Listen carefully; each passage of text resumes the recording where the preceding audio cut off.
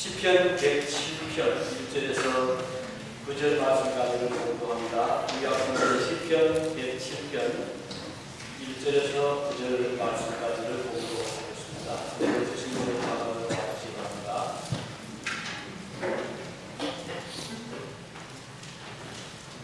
여호와께 감사하라. 그는 선하시며 보인자심이 영원하미로다. 여호와께 구속함을 받은 자는 이같이 말할지어다. 여호와께서 대적의 손에서 저희를 구속하사 동서남북 각 지방에서부터 모으셨도다. 저희가 광야 사막길에서 방황하며 그할 성을 찾지 못하고 줄이고 목마름으로 그 영혼이 속에서 피곤하였도다.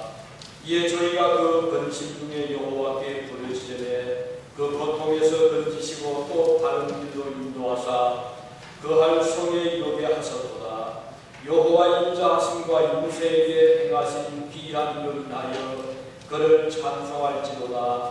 저가 사모하는 영혼을 만족해 하시며 주인 영혼에게 좋은 것으로 채워 주시리로다. 아멘. 성간에 참여해 주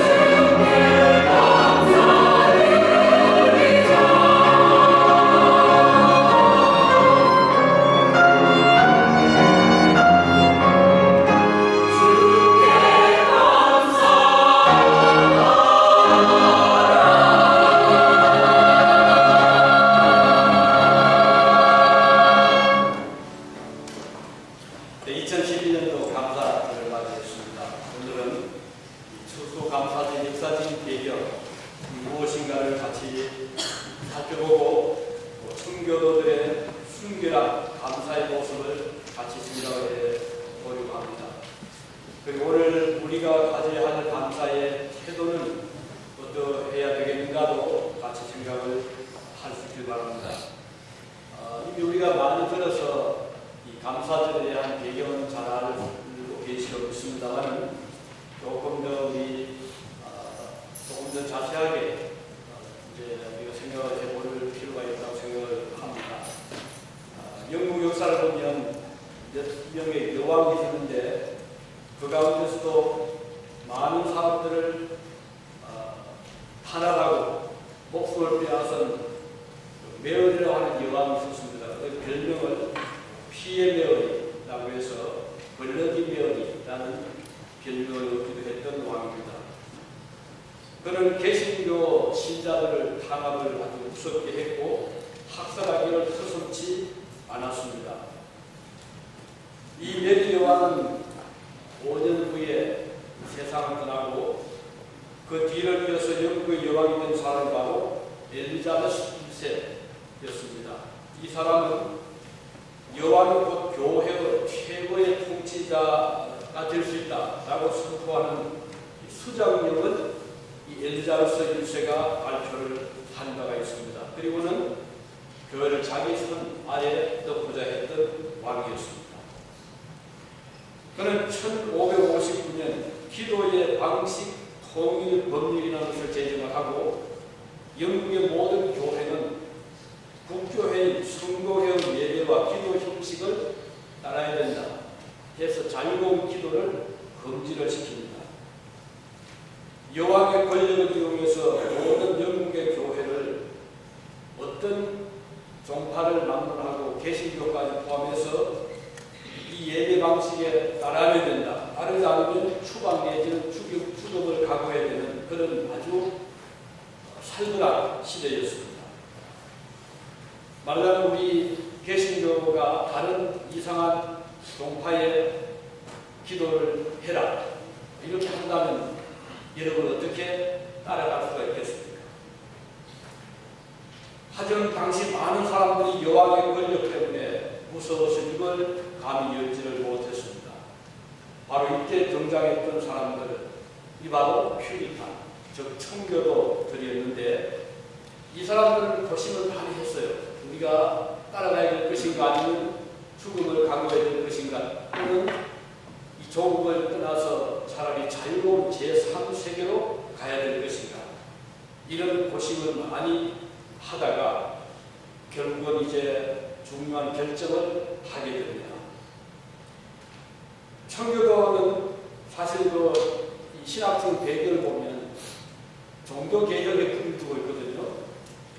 즉 제네바, 다음은 베른, 또 쭈리히 여기 스위스를 중심해서 독일 종교개혁이 일어났을 때 이 칼빈의 원리를 기반으로 하고 루터의 또 성경 중심의 신학을 근거로 해서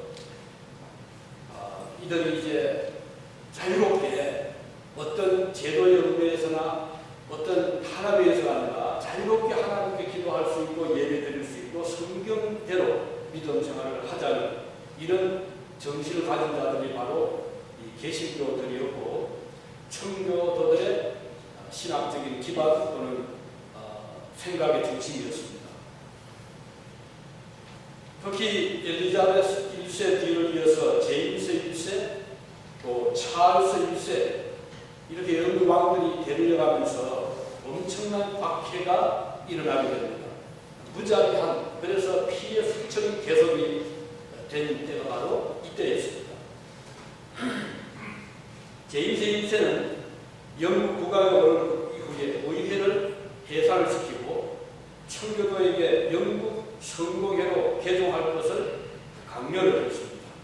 그리고 독재 정치를 계속했습니다.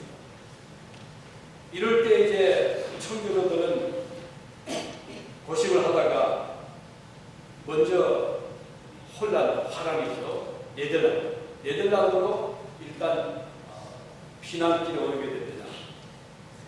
암스테르담과 네이든이라는 곳에서 얼마 동안 신앙의 어떤 뿌리를 내리기 위해서 노력을 하긴 했지만 역시 그곳에서도 그렇게 수월하지 못했습니다.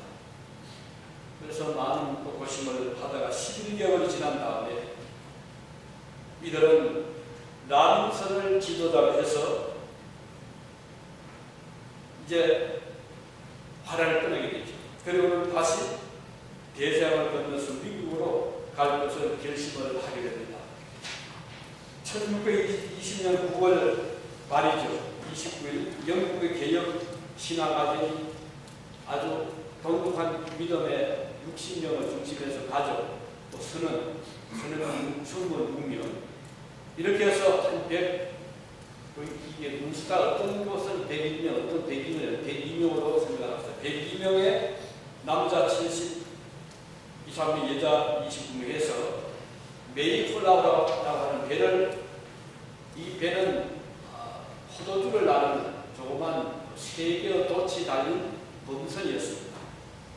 이 배를 구해서 사서 이들이 영국의 허리어서 항구를 떠나게 됩니다. 무게가 배무게 180톤, 길이가 27.5m, 돛이 3개. 그러니까 적은 배거든요.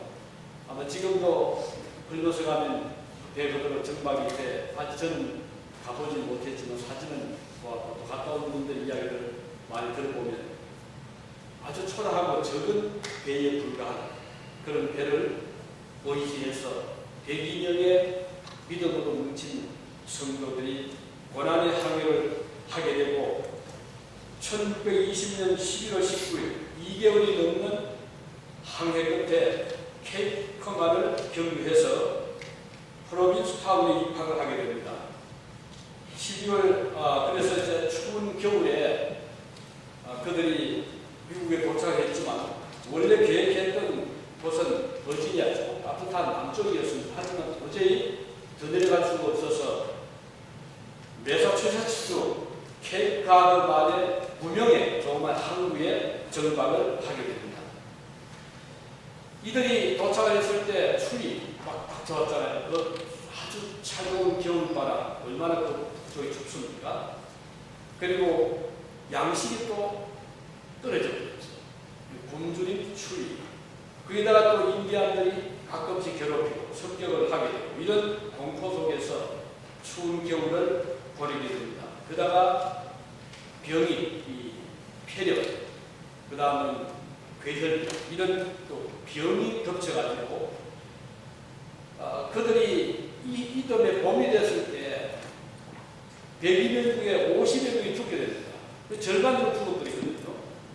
한번 상상해 보십시오.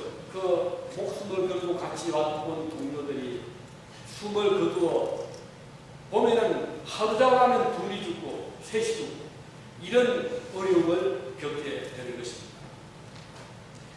그렇지만 청교도들은 이 개혁 신앙의 의지와 하나님의 축복을 받고 있다는 그런 일념으로 윌리엄 브래더포드의 지도 아래 정착을 위해서 발버둥을 치게 된 것입니다. 정말 중요한 것은 당시 청교도들의 이 상황이 하나님께 감사를 드릴 수 있는 여건이었다는 것입니다. 당시 청교도들의 상황은 정말 끔찍할 정도였습니다. 그 조그만 배에 아주 찰 정도로 사람들이 탔고요. 그리고 물건을 많이 실어서 없어 그래서 딱 한정을 했습니다. 가져갈 수 있는 물건 성경찬송도 약간의 복식, 농기구 그리고 최소한 것까지 그렇게 제한을 시키기 때문에 모든 걸 다 버려두고 그야말로 힐렬 단신 같은 그런 각오를 가지고 탔잖아요. 막상 도착을 하니 기다리는 것은 젖과 꿀을 가라앉는 땅이 아니라 추위 굶주린 질병이었습니다.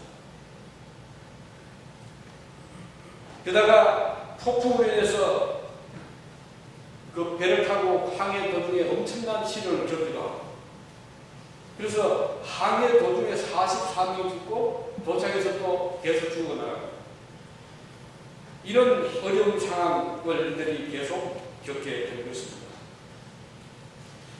요즘도 추수감사절 되면 어떤 집에서는 옥수수 5개를 테이블에 놓는다는 중국에서 전날 보지 못한 그런 이야기 많이 들었어요. 우리 모습을 아십니까? 옥수수 5개를 왜 놓는 거 아니? 먹을 것이 없으니까 1인당 하루 식량으로 옥수수 5개씩을 주었습니다. 그 추운 겨울에 옥수수 5개가 얼마 되겠어요? 지금의 북한보다 훨씬 더 어려운 상황이 바로 그 당시 상황이었어요. 그러니까 주로 금식을 밥 먹듯이 할 수밖에 없어요.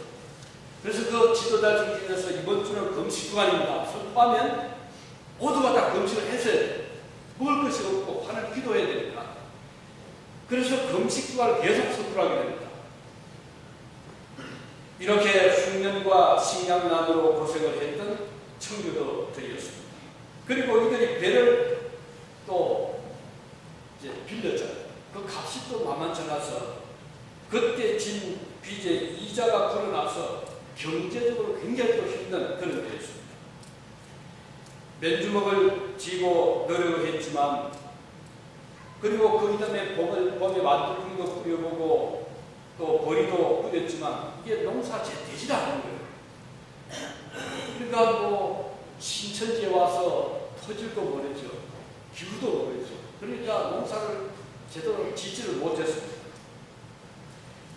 그래서 겨우겨우 어떻게 들어서 인디언들을 붙잡고 어떻게 배워서 20에이카 땅에다가 옥수수를 심긴 했는데 이게 전부였거든요. 그래서 그걸 나누어서 하루 식량을 5개씩을 준 그런 아주 처절한 생존을 위한 투쟁을 할 수밖에 없었습니다. 참 암담한 그런 현실이 청교도들의 초창 미국의 이민생활이었습니다. 오늘 미국에 오셔서 정치하시는 여러분, 우리 그때 비하면 지금 훨씬 더 낫지 않습니다. 그 당시의 생각, 지금은 그때 비교되지 않을 만큼 지금은 좋은 생활을 하고 있어 우리는 생각을 해야 될 것입니다. 이제 날이 좀 풀려지자 청교도들은 밭을 일구고 유럽에서 가져온 밀과 완두콩, 호박 등을 심었지만 인디언들이 가끔씩 와서 그냥 망가뜨려버리고 짓밟아버리고 그런 어려움이 있을 때마다 그들은 금식하면서 하나님 앞에 기도를 하게 된 것입니다. 하나님, 이 상황을 돌보아 주십시오. 우리를 지켜주시고 돌보아 주십시오. 이렇게 기도했지만 상황이 별로 나아지지를 않습니다. 질병도 여전했고 인디언들 공격도 계속이 되었습니다. 그러던 어느 날 한 농부가 이런 제안을 했습니다. 지금까지 우리는 어려운 일이 생길 때마다 금식하면서 하나님께 도와주기를 간절히 기도해왔습니다. 그리고 얼마나 힘들어 우리는 얼굴이 펴지를 못했습니다. 비록 그렇다 하더라도 이제 생각을 좀 빨리 했으면 좋겠습니다. 농사는 흉년이 들었고 우리 형제자매들 병으로 쓰러지는 어려움을 겪고 있지만 우리는 이 가운데서도 하나님께 감사할 것이 있다고 생각을 해야 되겠습니다. 한번 생각해 보십시다. 우리가 유럽에서 신앙의 자유를 잃고 얼마나 쫓겨 다녔습니까? 그러나 여기는 비록 여건은 다들 좋지 않지만 신앙의 자유가 있지 않습니까? 그리고 우리 앞에는 광대한 대지가 열려있지 않습니까? 신앙의 자유와 광대한 대지, 이것만으로도 우리가 하나님께 감사할 거리가 되지 않습니까? 그러므로 금식 대신에 감사의 기간을 정하고 하나님께 감사드리는 것이 어떻겠습니까? 이런 제안을 어떤 가치원 농부가 하는 것입니다. 이 말을 들은 그 청교도들은 생각을 깊이 하게 되었습니다. 그래서 큰 감동을 받게 되고 금식 기도 주간이라는 대신에 감사 주간으로 선포를 하고 하나님 앞에 경배하기를 시작을 했습니다. 그런데 놀라운 것은 그 감사 주간이 끝나고 얼마 있지 않아서 놀라운 기적이 일어나게 되는데 인디언 부족이었던 완판위 부족 추장이었던 마사소르타라는 사람이 스칸터라는 통역사를 데리고 찾아오고 이 스칸터 누군가 아니 영국에서 공부를 하고 왔던 사람이었어요. 인디언. 그리고 얼마나 의사소통이 되잖아요. 그런데 이 추자에 가져온 선물보다는 우리 서로 화해하자. 우리 서로 싸우지 말고 서로 공격하지 않도록 하자 하는 그 불가침 조약을 맺자는 제안을 얼마나 좋습니까? 그래서 청교도 지도자 버레르 포도는 이 인디안을 환영을 하고 얼싸안고 우리 앞으로 서로 도우며 살아갑시다. 이제 그렇게 약속을 하고 하나님께 감사 제사를 드리기로 서로 의논을 하고 정식으로 인디언들을 초청을 했습니다. 이때 추장은 90명의 건장한 남자들을 데리고 찾아와서 함께 추수 감사제에 참여하게 되었습니다. 그리고 우리 사냥을 합시다 해서 인디언들은 사슴 5마리를 잡아왔고 이 청교도들은 그때 들새, 그때 터키를 반쳐왔어요. 이것이 오늘 감사절 때 우리가 나눠 먹는 칠면조 고기입니다. 이래서 칠면조기를 펴놓고 사슴 요리를 해놓고 인디언들과 청교도들은 오랜만에 기쁨의 잔치를 배설하고 하나님께 감사하고 예배를 드립니다. 이것이 바로 11월 마지막 목요일이었고 또한 그것이 축복의 땅 미국에서 드린 최초의 청교도 추수 감사 예배가 된 것입니다. 우리는 여기에서 기억해야 될 것은 청교도들의 감사는 결코 풍성한 수확 중에 되는 것이 아니라는 것입니다. 질병으로 죽고 흉년의 때에 가장 어려운 때에 어쩔 수 없이 금식 기도를 해야 되었던 그때 이들은 감사의 마음을 가지게 되는 것입니다. 가장 어려운 환경 가운데서도 어떻게 해서든지 감사거리를 생각해내고 그 작은 감사거리에 하나님께 진심으로 감사했을 때 하나님께서는 그들의 환경까지도 변화시켜 주시고 원수지간이었던 그들을 친구로 변화시켜 주셨으니 이런 기적의 축복을 경험하게 만들어 주셨던 것입니다. 바로 이것이 오늘 감사절 우리가 잊어서 안 될 중요한 하나의 배경으로 생각을 하게 되는 것입니다.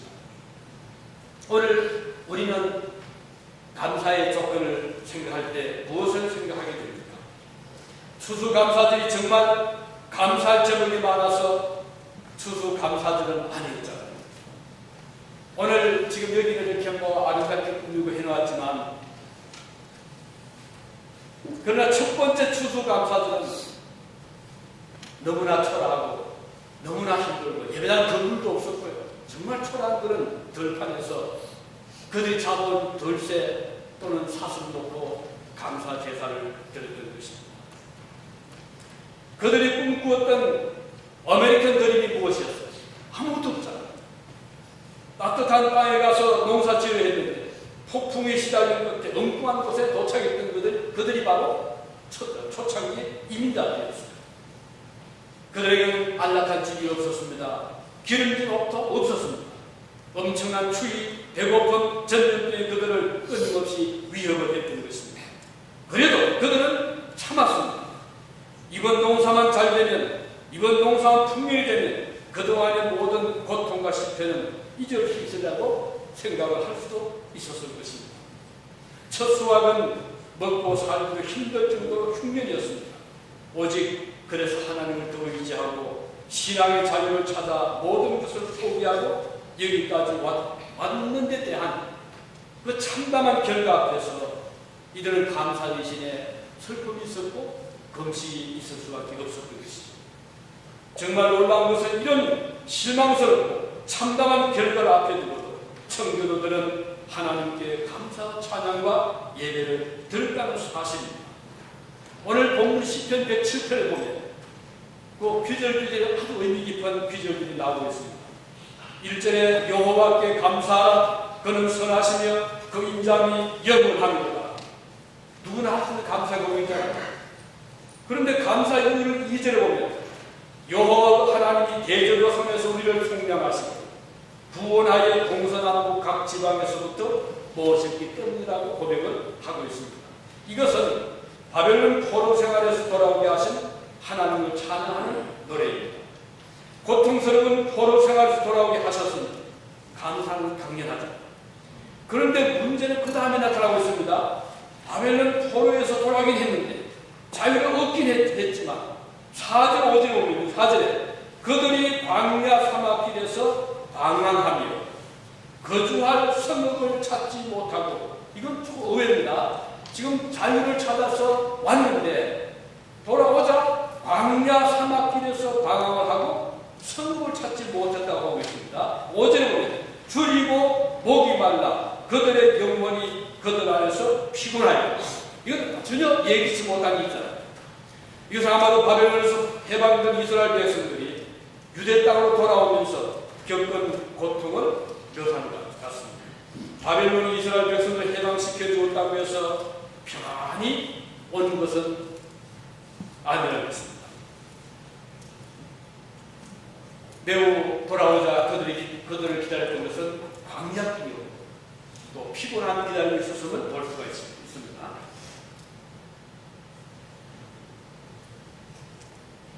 이스라엘 백성들이 이렇게 유대 땅으로 돌아오게 됐는데 척박한 광야를 지나고 사막을 지나며 목말라 고생하고 큰 고통을 당하는 것입니다. 6절에 보면 이에 그들이 어떻게 했어요? 근심 중에 여호와께 부르짖으며 그들의 고통에서 건지시고 말하는 거죠. 여기 키 말씀입니다. 자, 고통 중에 하나님께 부르짖었잖아요. 그랬더니 하나님께서 고통에서 건져주신다고 말씀하고 있습니다.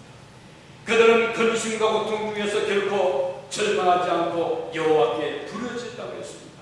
그랬더니 하나님께서 그들을 건져주셨습니다. 또 바른 길로 인도하셔서 그들이 거주한 성읍으로 돌아오게 하셨습니다. 그래서 시편 107편의 시인은 감사를 하고 8절 9절을 보며 8절에 여호와 인자하심과 인생에 행하신 기적으로 말미암아 그를 찬송할지어다. 9절에 그가 사모하는 영혼에게 만족을 주시며 주님 영혼에게 좋은 것으로 채워주시미로다. 이렇게 고백을 하고 있습니다. 바로 이런 이유 때문에 청교도들은 그 참담한 상황 속에서도 하나님께 예배하고 감사할 수가 있었던 것입니다. 이스라엘 백성들이 바벨론의 포로 생활에서 해방된 것처럼 자신들도 신앙의 자유를 찾아 영국을 떠났습니다. 그런데 자유의 땅인 신대국으로 가는 길이 결코 순탄하지가 않았다는 것입니다. 험난한 일을 수없이 겪었고 많은 희생이 있었습니다. 그리고 참담한 상황에 봉착을 하게 된 것이죠. 모든 것이 절망적이었어요. 하지만 그들은 결코 포기하지는 않았던 것입니다. 그래서 이스라엘 백성들이 그랬던 것처럼 하나님 이름을 부르고 하나님께 감사를 드리게 된 것입니다. 9절 말씀에 보면 하나님이 사모하는 영혼에게 만족을 주시며 주님 영혼에게 좋은 것으로 채워주시는 분임을 그들은 믿었던 것입니다. 나아가 지금은 아무것도 가진 것이 없지만 장차 하나님께서 주신 축복을 내다보며 감사 예배를 드린 것입니다. 그러면 오늘 지금 1620년 지금 한 400년이 됐잖아요. 오늘의 미국과 그때를 비교해 보십니다. 감히 청교도들이 오늘의 미국을 상상을 했겠습니까? 오늘 미국은 세계적인 지금 제국이 되어 있잖아요. 가장 부유한 나라, 가장 강력한 나라, 그리고 우리 한국을 도운 나라가 미국이잖아요. 그때 그 조상들은 상상도 못했을 것입니다. 그래서 하나님은 앞을 내다보고 계시던 것이죠. 물론 미국이 문제가 많습니다. 많을 수밖에 없는 게 지금 다리들 지금 모여 살잖아요. 기독교뿐 아닙니다. 온갖 종교가 다 들어와 있고. 그래서 청교도들이 그리고 이 미국을 건설했던 초창기 미국의 선조들이 제일 중시했던 것이 종교의 자유였어요. 정치와 종교를 분리했잖아요. 왜 그렇게 한 줄 아시죠? 이들이 영국에서 너무나 탄압받았거든요. 영국의 제임스와 찰스와 엘리자베스와 메리와 끊임없이 종교의 탄압을 받게 되자 우리의 조상들은 제발 정치가 종교를 탄압하지 말아라. 그래서 정치와 종교를 분리하는 거예요. 근데 오늘날 엉뚱하게 잘못 해석해가지고 조금만 교회 속에서 말하면 교회는 조용하시오 이렇게 하거든요. 교회는 정치에 대해서 말을 할 수 있어야 돼요. 잘못된 정치를 교회는 지적할 수 있어야 됩니다. 여기 종교 초창기 미국의 이 건국을 한 우리 선조들은 워낙 그들이 정치로부터 탄압받았기 때문에 이렇게 불리한 것뿐이에요. 요즘처럼 뭐 종교인들은 정치에 관여하지 말고 뭐 어떻게 하든 이걸 다 이건 아니거든요. 그래서 우리가 이걸 좀 바로 이해할 필요가 있는 겁니다. 그 미국이 지금 온갖 다종교 들어왔잖아요. 불교, 마오메교, 온갖 종교 들어와서 지금 미국이 혼탁되고 있기 때문에 그래서 미국은 자꾸 지금 순수한 신앙에서 벌어져가고 있습니다. 그래서 오늘 저와 여러분들은 이 종교 개혁의 후예자답게 이 미국에 대한 기도가 필요합니다. 이 나라를 위한 우리의 헌신이 필요하고 순결한 믿음을 지킬 필요가 있는 것입니다. 우리가 잘 살아서 우리가 부유해서 감사하는 것이 아니라 그 어려운 여건 속에서도 믿음을 지키기 위해서 우리의 조상들이 영국을 그 고향을 떠나고 재산을 다 포기하고 믿음 하나만 붙잡고 왔듯이 오늘 우리의 이런 각오가 필요한 거예요. 그래도 많은 사람들은 이름은 그리스도인인데 얼마나 그 속에 세속주의, 이 세상의 땅 위에 어떤 욕심 이것 때문에 너무 어두워져서 믿음이 들어가지가 않습니다. 아무리 말씀해도 그 말씀 들어가지 않아요. 이것은 청교도 신앙과 너무 거리가 떨어져 있는 것입니다. 오늘도 미국은 그래서 그 전통 때문에 대통령이 선서할 때 어디에 손을 얹습니까? 성경이잖아요. 국회가 개원할 때 누가 기도합니까? 목사님이 기도하고 하잖아요. 이게 미국인데 오늘날 많은 사람들이 자 학교에서 뭐 십계명을 빼라 그리고 종교 시간 성경 가르치는 시간을 빼라 저 엉뚱한 소리 좀 나오고 있잖아요. 이건 건국의 정신이 아닌 것입니다. 오늘 우리는 비록 우리가 오늘 삶이 피곤하다 하더라도 이민사가 힘들다 하지만 우리 건국의 촉이 청교들 항상 생각해 보시기 바랍니다. 그들은 그 어려운 여건 속에서 옥수수 5개 가지고 하루를 연명하면서도 하나님께 감사했던 그들이 아니었습니까? 만일 여러분 중에 참 이번 한 해 저는 은혜를 많이 받았습니다.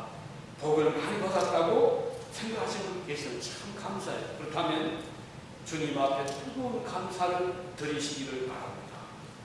하나님 은혜를 기억하시기 바랍니다. 한 해를 돌아보니 어떤 또 경우는 반대가 될 수 있죠. 한 해를 돌아보니 지들이 복이 없는 해가 이럴 수도 있을 거예요. 하늘마다 안 되고 계획마다 틀어지고 아무 복도 주시지 않다고 생각할 수 있을 것입니다. 그러나 우리는 그때 다시 한번 돌이켜보면서 건강, 가정, 자녀, 사업과 직장 제대로 되는 것이 아무것도 없다고 여겨진다.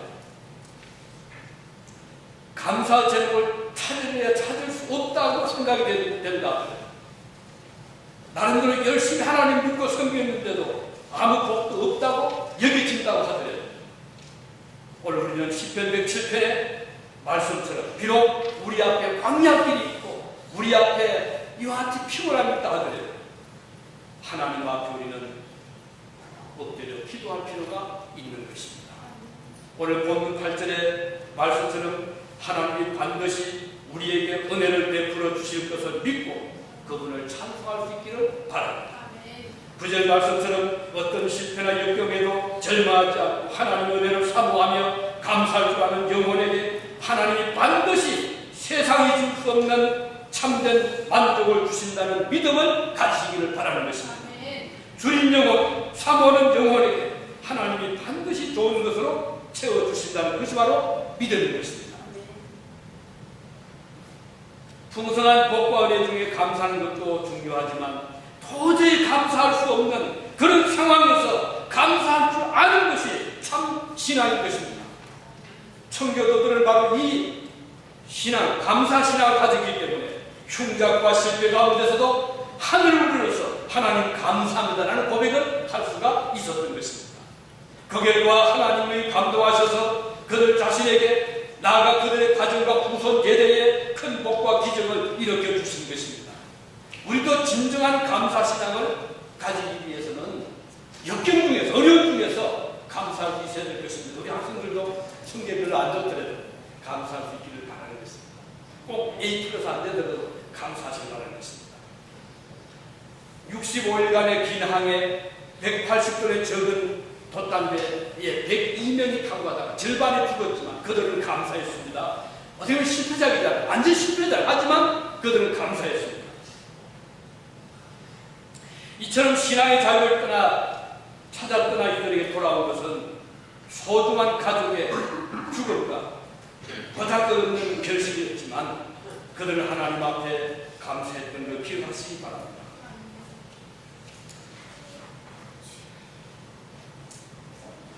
이제 말씀을 맺으면서 그러면 오늘 우리가 성경에 보면 감사한 예들이 많이 나오거든요. 그래서 그저 몇 가지 보면 우선 성경에 보면 감사한 예를 보면 가령 하나님께서 우리에게 자녀를 주셨을 때 아브라함이 이삭을 얻기를 감사했습니다. 자녀 주신 걸 감사하시 바랍니다. 여러분 자녀 잘났든 못났든 주님 주신 귀한 선물입니다. 감사하시 바랍니다. 그 다음은 하나님께서 다니엘은요 지혜가 뛰어났잖아요. 이 지혜, 스마트한 거래해 주신 것을 감사했습니다. 오늘 우리 학생들 하나님이 지혜 주셨어요. 그래서 미국까지 와서 배우면서 공부 잘하고 있잖아요. 감사하시기 바랍니다. 지혜 주심을 다니엘은 감사했습니다. 그 다음에 2장 요나는요 어디서 감사했습니까? 고기 뱃속에 들어가 감사했어요. 그 고기 뱃속 깜깜한데 냄새나고 들어가서도 요나는 하나님께 감사했잖아요. 그 캄캄하더라도 감사할 수 있기를 바라는 것입니다. 그 다음은 소경 바디메오는 눈이 떠졌거든요. 속에 들려서 감사할 수밖에 없죠. 감사했습니다. 우리가 어려울 때 기도하다 보면 주님은 병을 고치십니다. 저는 너무너무 많은 경험이에요.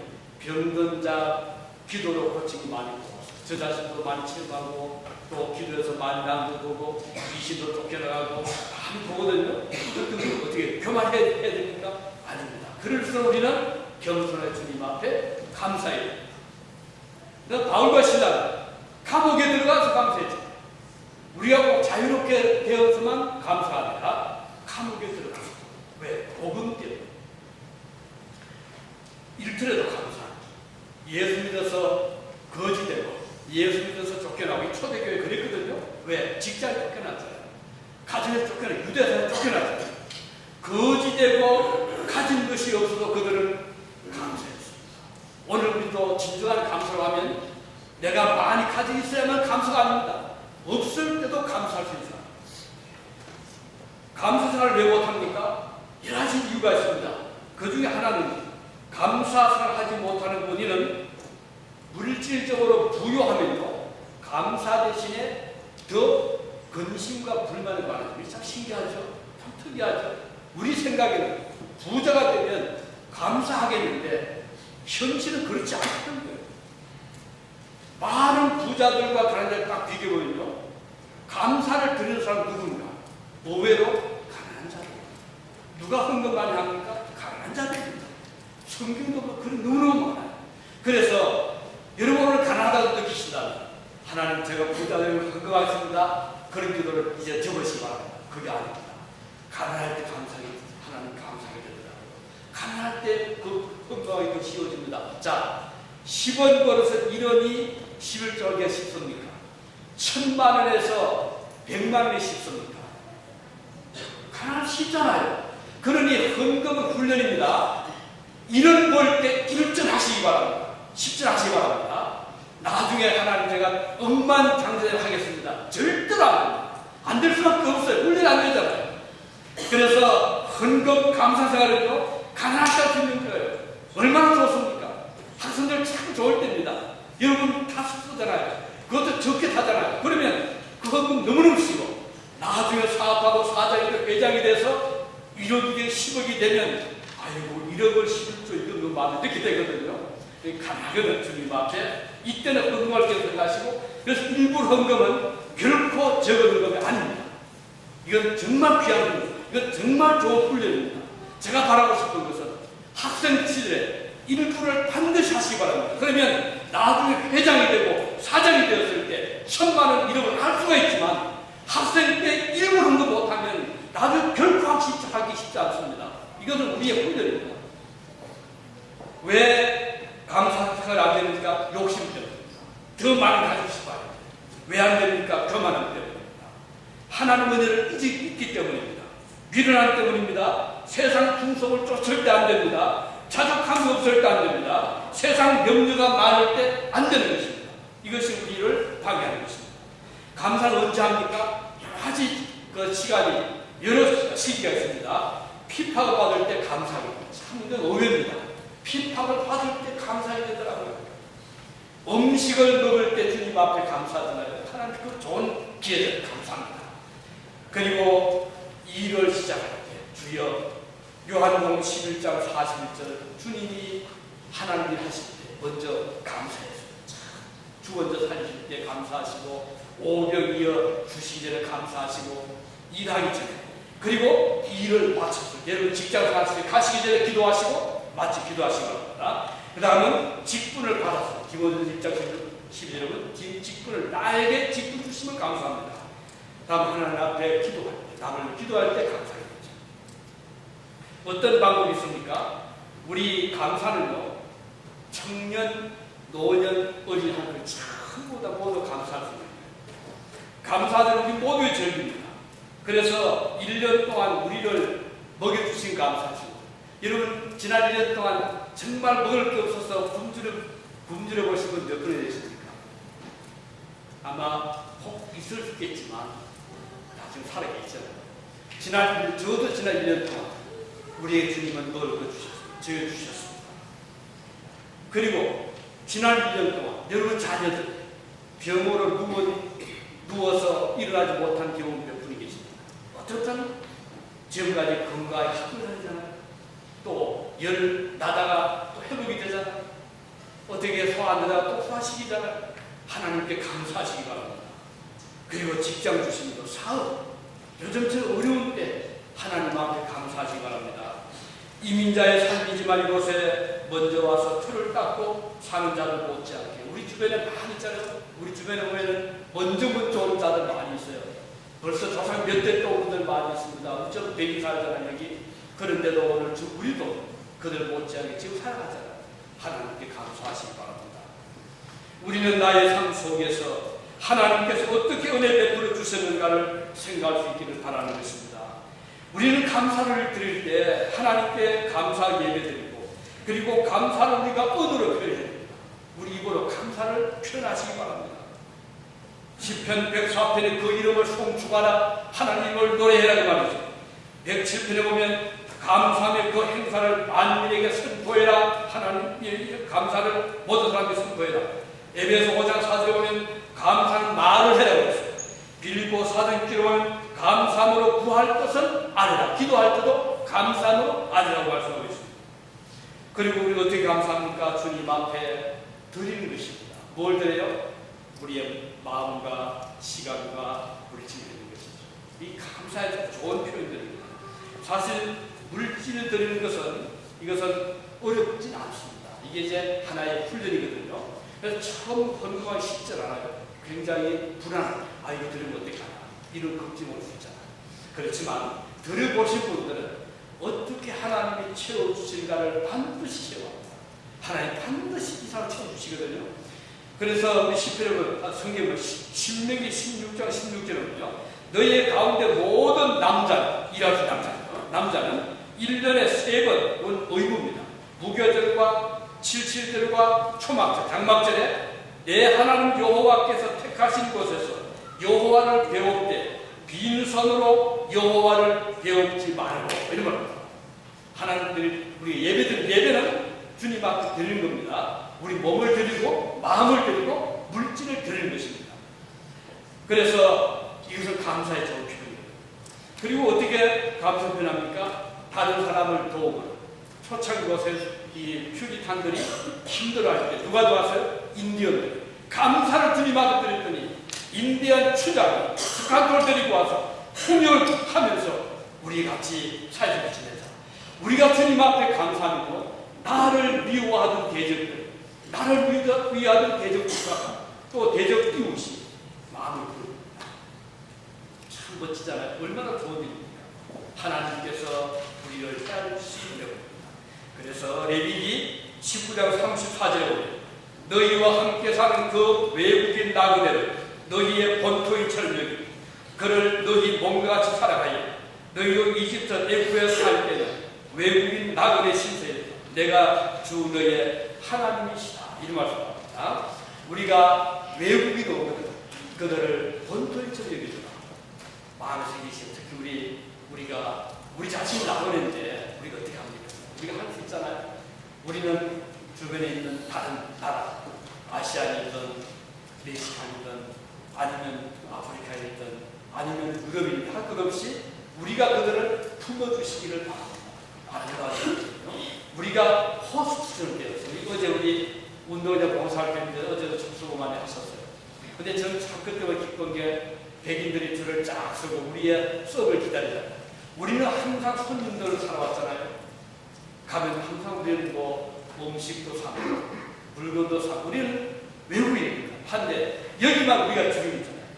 우리가 그들에게 좋은 말 할 수 있잖아요. 어서 웰컴 할 수 있고 또 뭘 도와주랴 아니면 음식이 너무 맛있는 바꿔주랴 이거 할 수 있는 있잖아요. 그래서 성경에 보면 너희와 함께 사는 외국인 나그네들 여러분 우리는 우리 아버지 땅에 사는 미국이죠. 우리 아버지 땅에 사는 우리 주인들입니다. 여기에 사는 외국인들 많잖아요. 그분들 우리가 따뜻하게 대해주는 마음 가지시기를 바랍니다. 이게 감사절 주신 오늘 주님의 귀한 메시지를 받아들이시고